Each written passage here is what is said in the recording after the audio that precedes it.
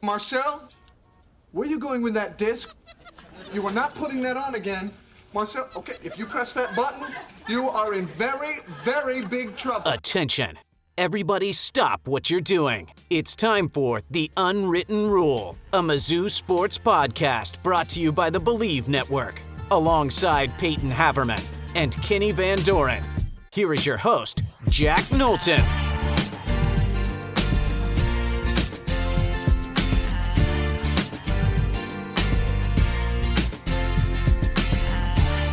Welcome back to The Unwritten Rule. Today is January 2nd, 2026, Payton. That's crazy to say.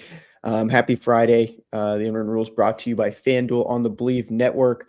We're going to get right into it, Payton. Just a two-man show, just you and I this week, heading into the weekend. And the transfer portal is officially open by the time everyone is listening to this episode. We're going to do a quick rundown just on some of the guys that have entered in the past week for Missouri. Last time we were on, it was right after the Gator Bowl, and so there were more departures coming after that game. Pulling up on the screen too for those that are watching with us on the YouTube. But the latest one, or I guess the last one that would have happened, I guess Monday, was Robert Meyer. One. Yeah, the first one that happened Monday was Robert Meyer, kicker. Came in and played for Blake Craig the majority of the season until getting benched in the Oklahoma game. A couple offensive tackles that went into the start of the year in a battle for that left tackle job that ended up just being Caden Green's. In the end was Johnny Williams IV, who transferred in from West Virginia, and Javid Richardson, who came from the JUCO ranks a couple years ago from Hutchinson, a school that Missouri is very familiar with. Brandon Solis, another offensive tackle, who didn't play in his 3 years at Missouri. Did get a shout out from Eli Drinkwitz in fall camp, but nothing really materialized to get him on the field. Did he never even touch the field like for a couple snaps, or are you just talking meaningful snaps? I don't think he did. I mean, I can pull it up real quick. From what I saw. No, yeah, we'll look through that, but I mean, finish the list. But that's actually an interesting point. I hadn't even thought of that. Two freshmen that a little bit more surprise in this one was CJ Bass, a safety from East St. Louis. And then cornerback Mark Manfred, and cornerback took a massive hit with the transfer portal. A lot of depth guys leaving the program, but both freshmen coming in from that 2025 class. Missouri's up to 8 losses from that 2025 class that had 17 signees, and then 2 of them were two additional ones that joined that group were specialists, and Robert Meyer and Henry Crosby, the long snapper. Tavoris Jones, that wasn't, maybe a big surprise. I think from a surprise standpoint of maybe people thought he would stick around at Missouri forever. He has 1 more year of eligibility. He really stayed the course, from this group. I think that was one a lot of people probably understood the most. He wants to go out and just play somewhere for his final year of eligibility. Jalen Early will have 1 more year of eligibility as well. He came in as a very versatile offensive lineman for the Tigers in the spring window from Florida State. Never really broke through into that rotation, especially as, backup guard when guys got banged up on the interior. So he'll look to use his last year of eligibility somewhere else. Nate Johnson, another guy with last year of eligibility, came over from Appalachian State. He was an All-American his freshman year. That defensive end room was very deep. We're still awaiting the decision from Damon Wilson as well on where the defensive end room will go from there. And then a couple here today, we're recording here on Thursday, Shamar McNeil and Keaton Jones. Shamar McNeil, redshirt sophomore cornerback. Really didn't break through in the rotation at all. We know that Missouri really likes to stick with 3 cornerbacks, and there was experienced ones in the room this past year. He appeared in a couple games, but he's going to look elsewhere for those final 2 years of eligibility. Keaton Jones, maybe a little bit more of a surprise as well. Leaving Missouri after 1 year, probably wasn't going to break through the rotation next year, but it feels like a lot of these freshmen are just bolting pretty quickly from that 2025 class. So look up some of those snap numbers, Payton. I mean, just from that group, give me like 3 standouts. I mean, in their own ways, the freshman in particular is a bit like some of them I get. Like Kenny, I think you and I joked like Javion Hilson did not feel like a guy. Like that was one where we talked about like a lot of the ones from last year's class where it felt like Missouri just went in and chucked a bag at them. And it wasn't too unexpected that he left when he didn't see the field. But some of the others, Keaton Jones is just like a bit of a mind blower to me, not because I expected him to be an instant contributor next year, but it's like, this was not a super highly touted guy. I can't imagine he'll go somewhere and start right away. Like, that's a guy I would have loved to have seen Missouri kind of keep and develop a bit. But he's off and portaling, and he's one of, like you mentioned, 8 guys from that 17-man class. They've already lost almost more than half. It would Other be ones, 8 go of ahead. 18 if you're going to add in Robert Meyer, because Robert Meyer would be the 8th. You'd be the 18th. Yeah, well, I'm not really going to spend too much time worrying about that one. I mean, I guess I wasn't too taken aback by many. Bass was surprising because he did see the field in a couple games, I'm pretty sure. And with the DB room kind of emptying out, felt like a guy I would have liked to have seen Missouri keep.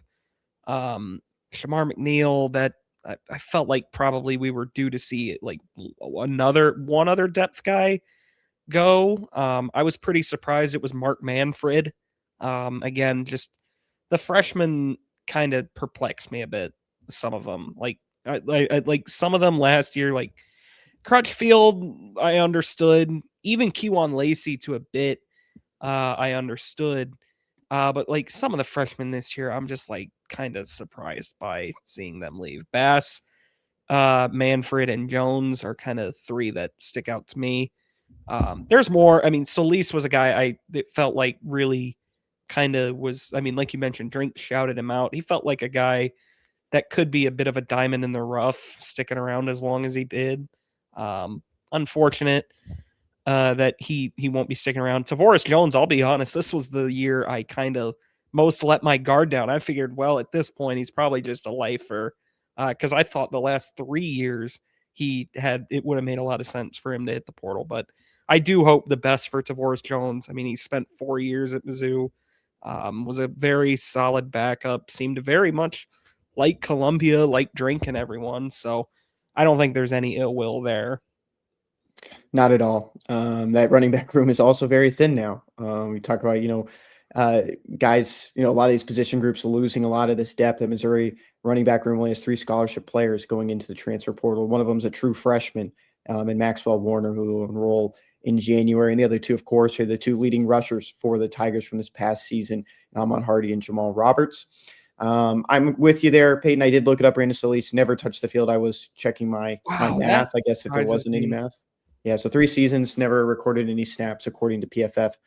So that's where the Tigers stand. 20 expected transfer portal entries. We've spoken about all of them at different parts of the show. If you're watching with us on YouTube, I'll scroll through them. Bo Perbula, Marquise Johnson, Javion Hilson, Henry Fanuca at the top. Joshua Manning, Marquise Davis, Brendan Haygood, James Madison II, and Caleb Flagg, who left the program early on in September to preserve a red shirt and then transfer. So that's the group for Missouri heading into the transfer portal. Things can change pretty fast. There could be more entries, as Mizzou puts together its roster. But you're sitting, just a little bit over 60 scholarships right now for the Tigers, and you have a 105 cap. I doubt, most schools will probably go all the way up to that 105. You are going to have some walk-ons and some guys to fill out the roster, and you're not going to have all the money in the world to fill every spot. But that's where the Tigers stand right now. Payton, I'm sure we'll talk more about just transfer portal guys Missouri's connected to, guys Missouri land in the next couple of days.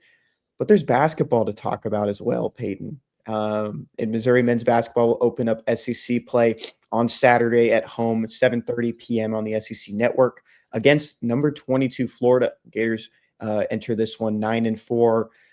I pulled up FanDuel as well, Payton. No spread, no over-under right now. Nothing is available. We're recording here on Thursday night. But going into this game, I know there's not a lot of high expectations for Missouri right now. The focus for probably a lot of fans is who is Missouri going to get in the transfer portal? What quarterback will be coming in for the Tigers next year? All these other questions on defense and offense. But there's still basketball to be played. You're opening up the 18-game slate on Saturday. Where's your mind at right now with this Missouri men's basketball team? Very far from it. I could not care less about this game. I'm not going to lie. It's the least hyped I think I've ever been going into conference play in quite a while. I really love conference basketball in the SEC. It's a lot of fun. I get pretty into it. But man, this team just has no juice at all behind it. And I just don't see any way they're really. I mean, Torvik has this game as only a 5-point margin. With like a five. Let me look at the score again. 80-75. They have Florida winning this game. That would be out of this world good for Missouri right now. We have no idea what the status with Jaden Stone is. I don't believe, or Trent Pierce. Quite frankly, with Pierce, I'm just going to assume he's not going to play the rest of the year at this rate. There's just no buzz about him coming back. There at least is a little bit with Stone. And we got an actual timeline with Stone. I don't see, like, you look at Florida, they have a lot of big dudes. Chenyelu is a monster. He averages 10 and 10. Hawk, a lot of people will remember him from last year. He was a big role player for them. He's now, I think, their best player. Their guards have honestly not really impressed like I thought. Like I think a lot of people expected. They wound up actually poaching Boogie Fland. Fland, of course, was at Arkansas last year. He went into the draft, didn't wind up staying in, and transferred to Florida. And they got Xavier Lee, who was a really big transfer from Princeton. Go figure, Princeton guards, Missouri.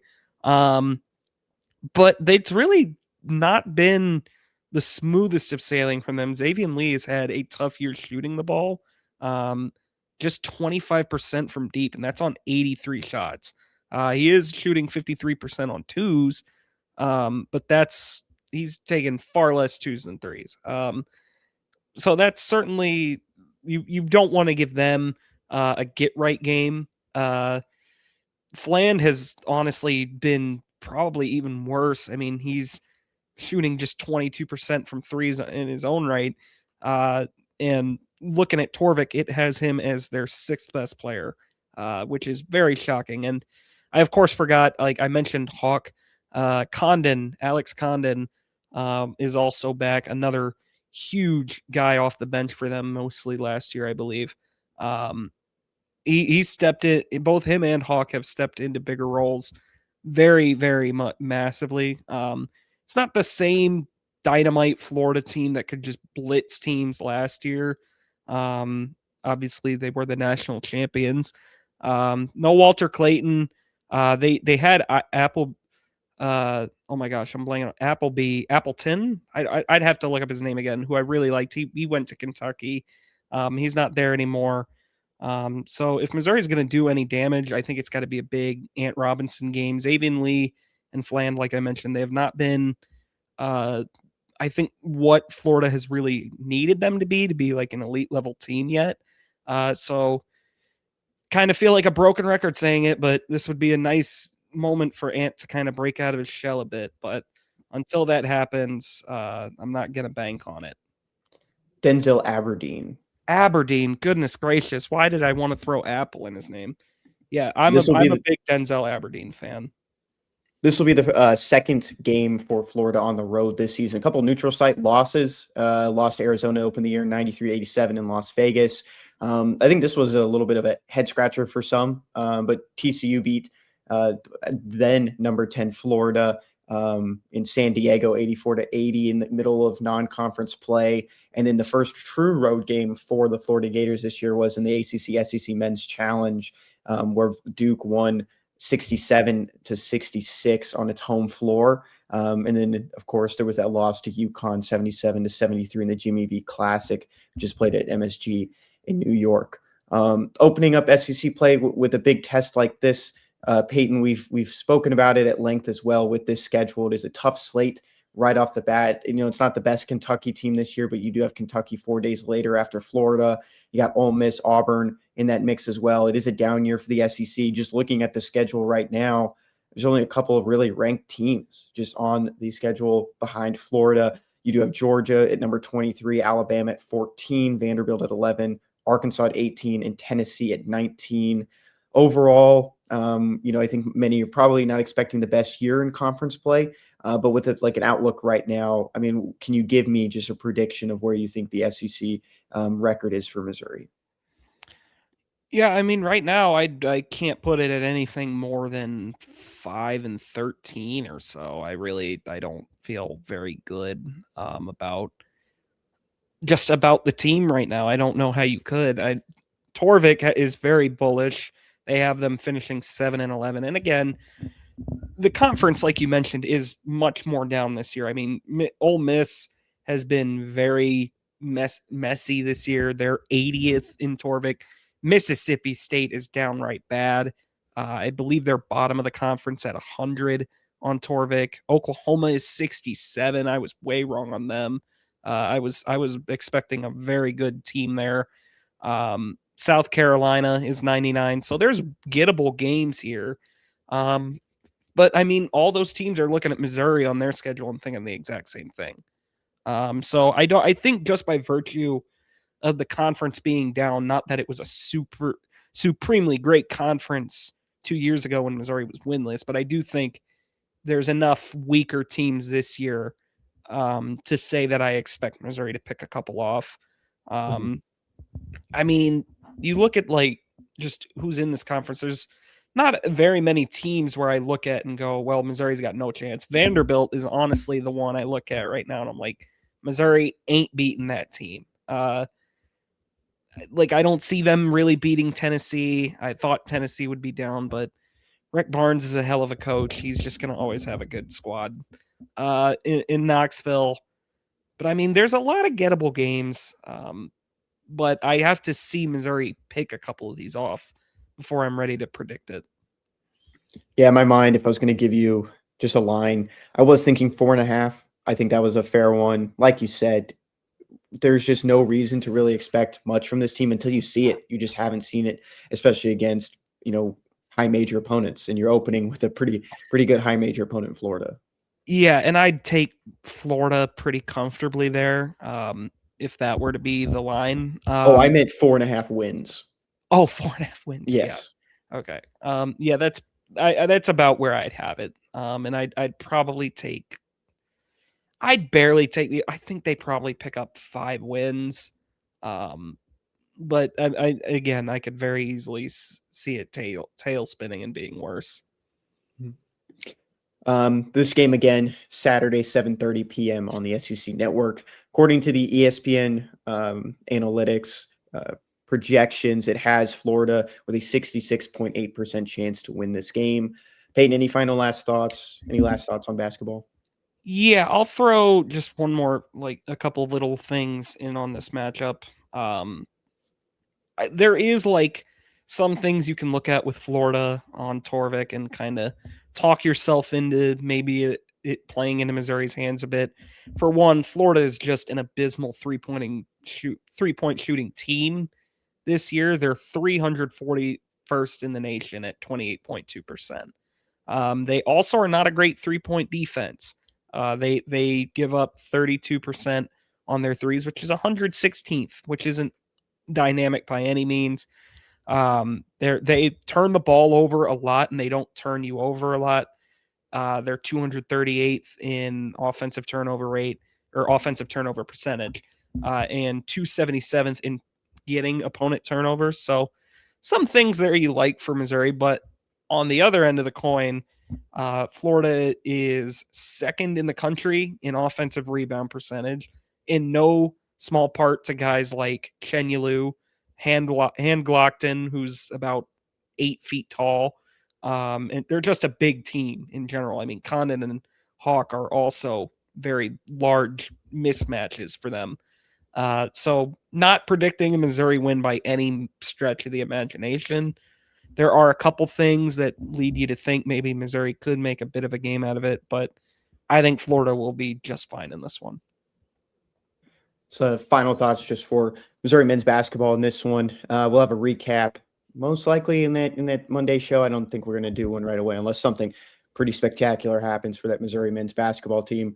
Missouri women's basketball opening up SEC play right now, got out to a really good early lead against Texas. Former Missouri guard Ashton Judd plays for the Longhorns now. So maybe we'll talk about that this weekend as well. We'll see you on the other side with Quick Hits.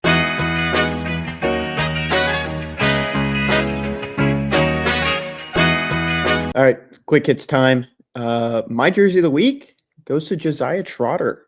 We haven't seen one of these ones in a while, Payton. There was Luther Burden last year who skipped out on his senior year, his final year of eligibility to go to the NFL draft. Membu did it too. Oh, Membu did it too. Yeah, so there was 2 last year, but I think this was one that was a little bit more, up in the air than those 2. I think those 2 were pretty set on opportunities to go to the NFL, and there were probably some people trying to pull for Trotter to come back for his final year, but he declared for the NFL draft here on Thursday. Good to get that out right before the portal as well, because Missouri will probably be in the market for a starting caliber linebacker now to pair with Nick Rodriguez, who re-signed. Payton, from here, I mean, where does your mind kind of go on this defense for next year? Yeah, it's a bummer for Missouri. I mean, good for Trotter. He was really he was a hell of a pickup, no doubt about it. Certainly the better of the 2 West Virginia transfers. But it is a void for Missouri, certainly. I mean, you look at you're absolutely losing Zion Young and Josiah Trotter now, 2 guys who I think are inarguably 2 of your top 3 defenders, and now you're waiting on a decision from Damon Wilson, who I would say is the other guy in your top 3. So if you lose him, that's 3 of your top guys out the door, and that's before you even get into cornerback, where you're replacing Drayden Norwood, Toriano Pride, and a whole host of other depth pieces. That's going to need an entire facelift. You go to safety, you're losing only Catalan, I believe, of the starters. I think everyone else should be back. Banner, Mose Phillips might step up. You're missing one. Marvin Burks is in there. Dalen Who Cornell. am I missing? Who? Dalen Cornell. Oh, jeez. And he hasn't even announced anything, but he's out of eligibility. So yeah, he's out. It's going to be a heavy portal investment. And I'll be honest, that's why I kind of am going to say I don't really want them to heavily pursue a linebacker in the portal, to be honest with you. I think they need a whole lot of other things. I think you have to trust this position group full of depth that you've been kind of investing in. Beasley, I really would like to see get a chance at this thing. I'd like to see Beasley get some run. You did lose Khalil Jacobs too, so you probably have to take someone at linebacker, a veteran presence of some sort. But I don't know if it has to necessarily be like pay big money for a starting caliber linebacker. Let Dante McClellan compete for snaps. Let Jason King, Brian Huff, guys like that. I'd like to see some of the young guys step up at that position. Hinted at it just a second ago, but your jersey of the week talks about one of these guys that left a little early for the NFL draft. Yes, my jersey of the week will go to Luther Burden III. He had 8 receptions, 138 yards, and 1 touchdown on primetime in one of the best games I've ever watched in 49ers Bears, a Looney Tunes game that finished 42-38 with the Bears coming up 2 yards short of another cardiac win. But Luther Burden more than held up his end of the bargain. It's a shame he had an ailment of some sort. I think it was like a leg injury in mini camps, and it really threw off his training camp and just him getting snaps early. Because since week 9 or 10, especially with Roma Dunze being out, he has been the best rookie in football. I have no doubt in my mind about that. He would have won Rookie of the Year if he were able to get normal snaps early in the year. He has been that good, and it's not surprising to me in the slightest. I thought people overthought the hell out of him. He was a flawed player, had a few questions, but I mean, it's really all been solved in Chicago by the looks of it. So Luther Burden certainly has lived up to the billing. Looked banged up at the end of this one too, and he should be fine. He practiced. He should be fine. Yeah, this week. Yeah. He avoided injury, and going into the playoffs his rookie year, I think this is going to be a pretty fun time to watch Luther Burden again. This one is for Jack's jersey of the week, Caden Green. We talked about some NFL departures, about a guy who's going to stick around for his senior season.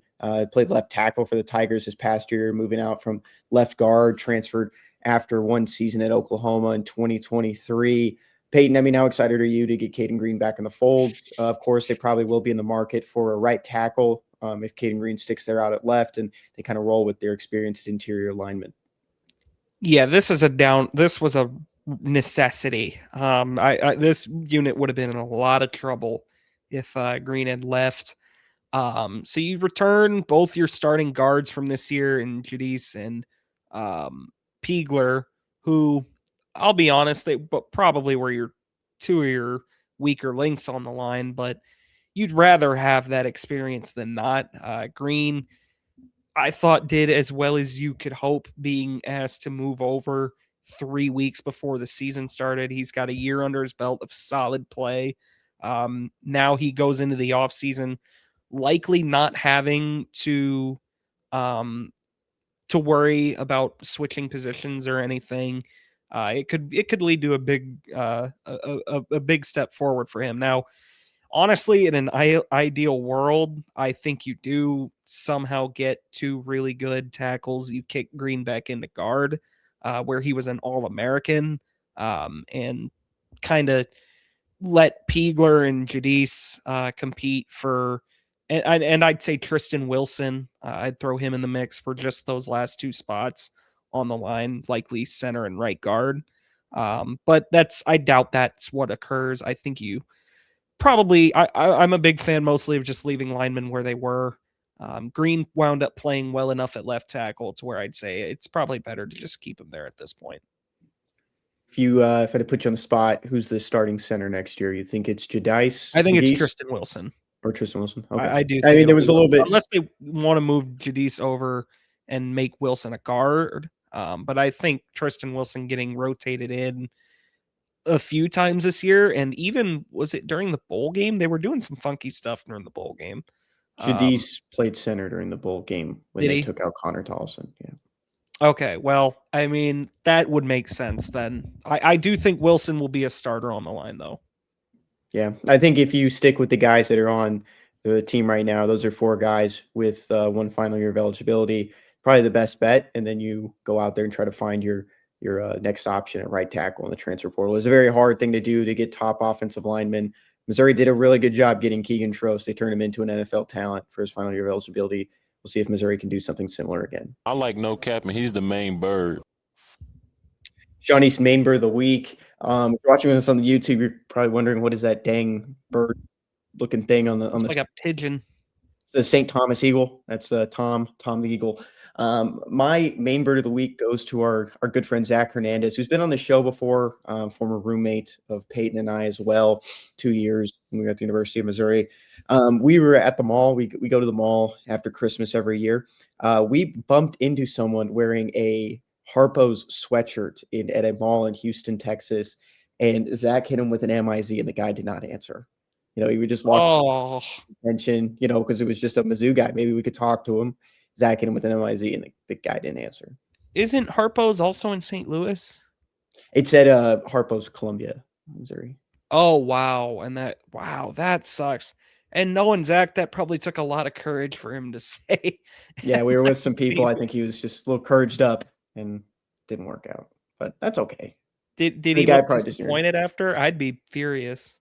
Yeah, I was more just like annoyed that the person didn't answer. I mean, he said it loud enough. Someone hits me with an MIZ, it makes my day. So that's weird. He told me he did it on a cruise once, and the people were like taken aback. They were not expecting another person from Mizzou to be on that cruise. Mm-hmm. So he's done it before. I hit people with an MIZ whenever I can. I hope you do, Kenny. I don't.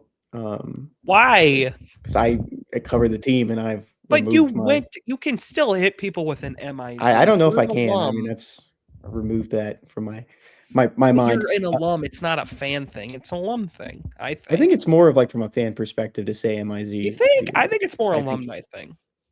All right, put it in the comments. Payton, your Tiger or your main bird of the week. Excuse me. My main bird of the week is going to be Kevin Coleman. If you're looking for the bird connection, he was a Louisville Cardinal. He accepted 2 invites to these postseason bowls, but he got the big one. Kevin Coleman. It was announced on Monday.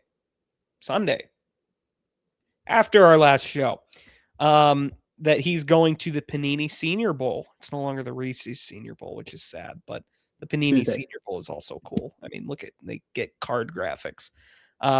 So Kevin Coleman Jr., I really could see him being a riser. I mean, he's not like a physical specimen, but I think a very, very solid receiver that's worthy of a draft pick. And I think was hampered very heavily by Missouri's anemic passing offense.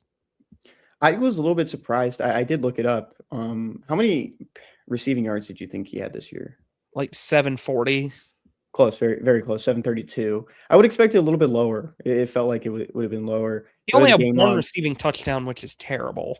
Yeah. Coleman is a guy that you should be able to scheme touchdowns for. You know what game it was? It was Kansas. Yeah, it was the really slick 4th down design. Mm-hmm. I remember it. It was pretty. I thought. How many 100-yard games do you think he had? 3. 4. Kansas. Yep.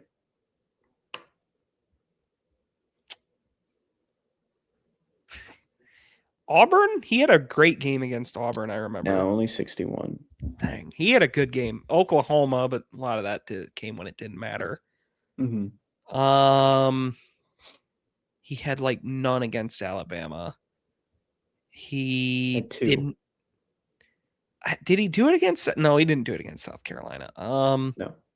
Not against Central Arkansas. Not against Lafayette. Did he do it against UMass? 108. Man, that's funny. I was there, and I don't remember that. He didn't do it against Arkansas, obviously. Probably Mississippi State then. Vanderbilt, 109. Man, and Missouri lost that damn football game. That is just dreadful. Yeah. Good little mini Ken Sports Shorts. Yeah, just breaking it out on a Friday. All right. Yeah. Jack's main bird of the week goes to Oregon Ducks, shutting out Texas Tech in the Orange Bowl earlier on Thursday. It was the first game of the slate. Won 23-0. I mean, Payton, I was watching this game, listening to on the radio as well when I was in the move. Were you surprised at all just by the Texas Tech offense? Yeah, I was pretty shocked. I thought Tech would be a lot better than that. But Morton was just, oof. It was. I don't want to put it all on him because Texas Tech couldn't block on the perimeter. They couldn't block, like, trying to run the ball. It was a messy, messy game. But I was really shocked by just how outmatched they look. Because I don't think this is a fantastic Oregon team. Like, they're obviously great playoff team, but I thought the Oregon team last year was a lot better. But yeah, I mean, both the bowl games kind of sucked today. At least as of time of recording. I'm not watching Georgia Ole Miss yet, but I mean, the Rose Bowl was a dud and the Orange Bowl, total dud. Rose Bowl too. I was not expecting that. Yeah. Almost felt like a soft benching for Simpson. But he did look like he got banged up too at the same time. Yeah. All right. Moving on. Best thing you learned this week, Pete? Best thing I learned this week. Jamal Roberts, Drinkwitz apparently needs to beg for more money more often publicly because Jamal Roberts did re-sign with the Missouri Tigers. That is a big one. Missouri gets both of its huge running backs back in the fold. Going to make life much easier for whoever the quarterback is next year. I will say I kind of hope we see a little bit less rushing yards for Roberts and Hardy next year because I'd like to see them have a good complement in the passing game. But this was a big one. I mean, this is a guy that has stuck with Missouri since high school. Don't let people tell you high school recruiting doesn't matter because you can still get guys like Jamal Roberts out of it. He was one of a bunch of signings today, but I think he's the biggest one they needed to keep just from kind of it's just a very cool to see Roberts. I mean, he almost certainly could go anywhere he wanted, be a starter. I wouldn't be shocked if he kind of took a bit of a pay cut compared to what he could get to stay, but good for Jamal Roberts. And once Hardy's off in the NFL after next year, which seems like a foregone conclusion. If Roberts isn't getting NFL looks, he'll be given the keys to the car after that, I'm sure. And that kind of goes into the best thing I learned this week.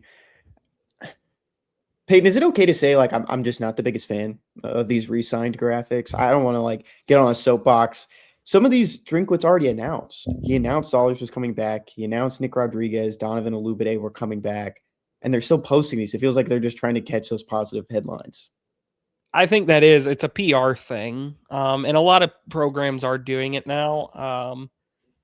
It's not for me. Some of them I don't think really need it. Like they announced one for Gracial, which good for Gracial. I think Gracial's a good player, but I don't think we needed that. Olubade got one, Zollers got one, Rodriguez got one as well. I will say this, like graphics aside, I'm not like a huge re-signed, even though it is just the way it goes nowadays. I love the new hashtags. I love the new slogans. It seems like they've finally are going, all right, no more STP. Like that's a different era. Hashtag new way, hashtag the Mizzou way. I dig that. I think I kind of think that the program needs a bit of a new direction. So I kind of dig that. I think that's what more of the promotion is with these re-signings, is maybe showing other programs, showing recruits, that, come here, re-sign here, stick here. If you come in from the transfer portal, stick around, your career will turn out, even better than you probably expected. So I think that's what it kind of promotes as well. I just think it's probably a side of football that a lot aren't very excited about. And no, not at all. Constant talking about the re-signings, the contracts, the NIL. It's kind of glorifying a part of the game that has made, certain people just not very happy about it. I mean, including, myself and probably some other people that just don't really enjoy having to deal with it. But that's the name of the game. It's the sport. It's my job. It's everything you kind of have to deal with as well.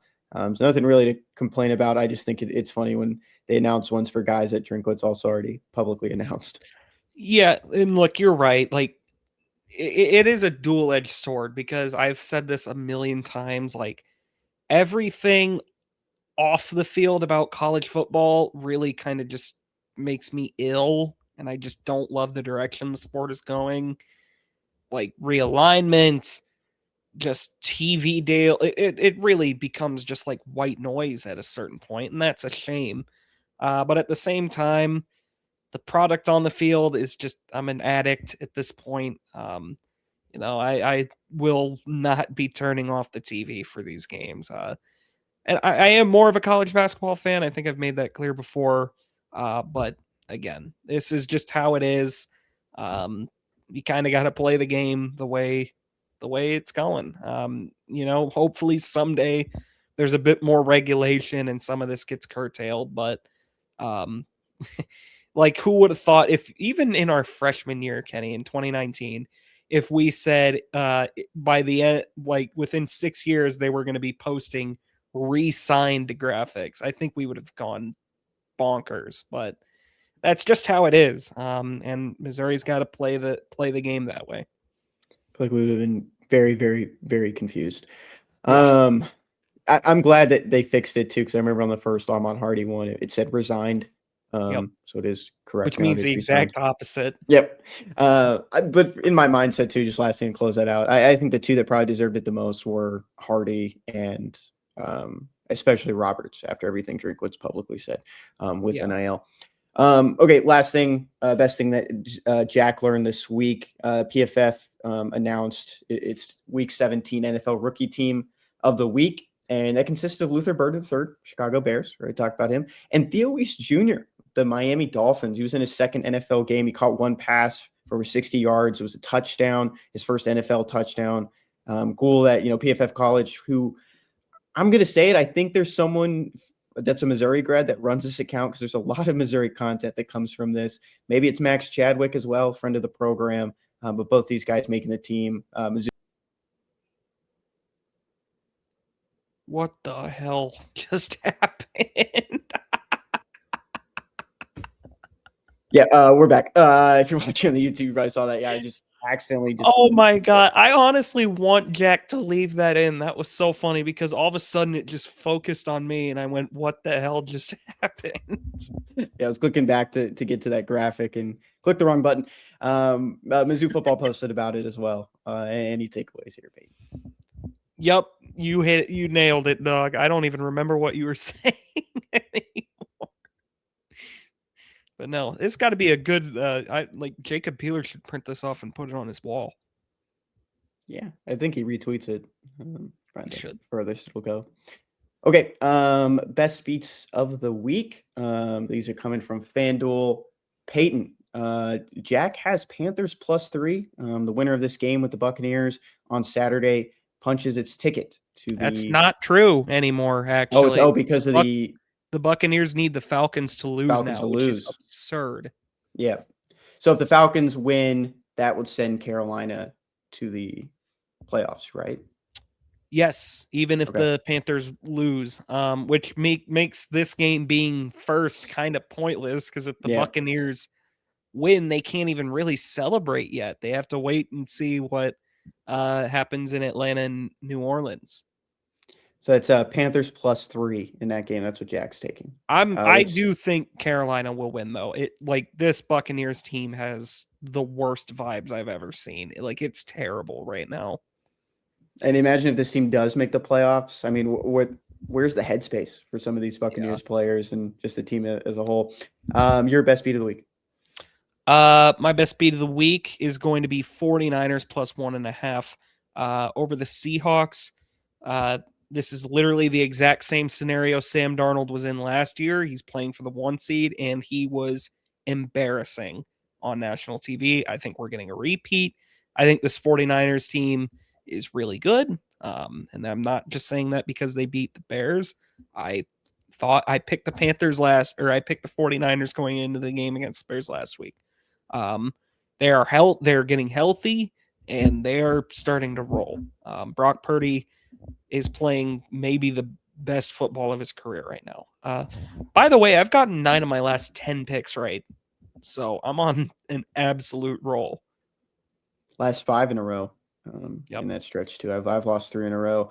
I've been going in and out on this, Payton. So this is on my 3-game losing streak. Cardinals +9.5, Texans -14.5, Chargers +1.5. And I'm just going to keep doing it because I'm probably just going to get it wrong again, but I'm kind of sticking with it. Texans -10.5 in this one against the Colts. You were pushing for me to do it. They're facing Riley Leonard, no Phillip Rivers in this game. I would really push for you to put it against Phillip Rivers too.